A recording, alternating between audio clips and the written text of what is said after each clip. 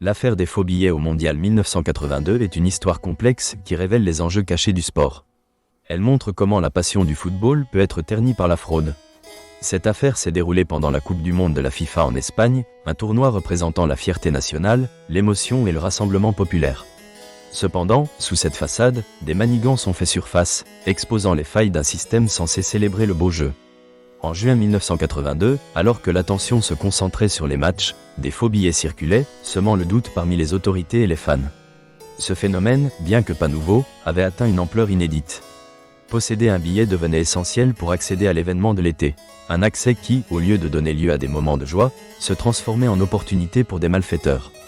La fraude débuta discrètement. Les premières alertes vinrent de spectateurs dupés.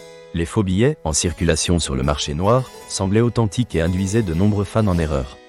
Bien qu'ayant l'apparence des véritables billets, ces faux ne permettaient pas d'entrer dans les stades. Les escroqueries se multiplièrent, entraînant une montée d'anxiété parmi les passionnés. Les premiers cas étaient attribués à de petits malfaiteurs agissant seuls. Rapidement, une organisation plus structurée fut découverte. Les enquêtes policières révélèrent des liens entre différents réseaux criminels. Ces opérations, loin d'être localisées, avaient des ramifications internationales. Les faux billets se vendaient à des prix exorbitants, montrant que des milliards de francs étaient en jeu, tant pour contourner les procédures d'achat officielles. L'impact sur la compétition fut immédiat. Les premiers matchs furent marqués par des scènes de chaos, avec des foules en colère, incapables d'entrer dans les stades. Les autorités espagnoles furent mises sous pression pour résoudre la situation.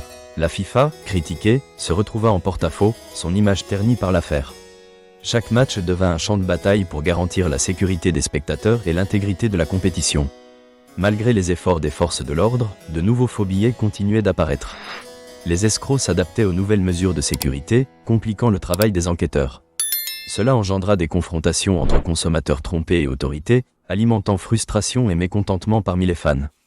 Pendant ce temps, le tournoi continuait. Les joueurs poursuivaient leur quête de gloire tandis qu'à l'extérieur, le véritable drame se déroulait. Les fans déçus partagèrent leurs récits dans les médias, dénonçant la situation et appelant à des mesures plus strictes. Les médias relayèrent ces histoires, transformant des anecdotes individuelles en récits collectifs et soulignant la nécessité d'un changement dans les procédures de vente de billets pour prévenir de futures dérives. À la fin du tournoi, des enquêtes aboutirent à des arrestations, mais le changement réel se fit lentement. Des mesures de sécurité plus rigoureuses furent mises en place dans le secteur des billets, conduisant à l'adoption de systèmes de billetterie numérisés et à l'usage de technologies de sécurité avancées telles que des codes-barres uniques et des hologrammes. Ces innovations visaient à lutter contre la fraude, à une époque où le commerce électronique se développait. L'affaire des faux billets de la Coupe du Monde 1982 révèle le contexte socio-économique des années 1980 en Europe. Cette période était marquée par l'instabilité économique et sociale. Les classes populaires cherchaient à échapper à leur quotidien, se tournant vers le football.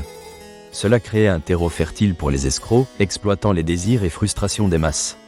Les faux billets illustrent comment ces passions peuvent être manipulées, se transformant en un véritable fléau. En conclusion, l'affaire des faux billets nous rappelle que le sport, souvent glorifié, a aussi ses ombres. Cette histoire met en lumière la fragilité de la confiance. Les faux billets symbolisaient non seulement une perte financière pour les fans, mais également une atteinte à l'esprit même du sport. Cela soulève une question plus vaste sur la régulation et la sécurité des événements sportifs. Les leçons tirées de cette affaire restent d'actualité, surtout à l'ère numérique, où la passion du sport doit coexister avec la vigilance face à la fraude. Ce scandale n'est pas seulement un chapitre de l'histoire du football, mais une mise en garde contre les enjeux cachés derrière chaque événement sportif captivant des millions de personnes à travers le monde.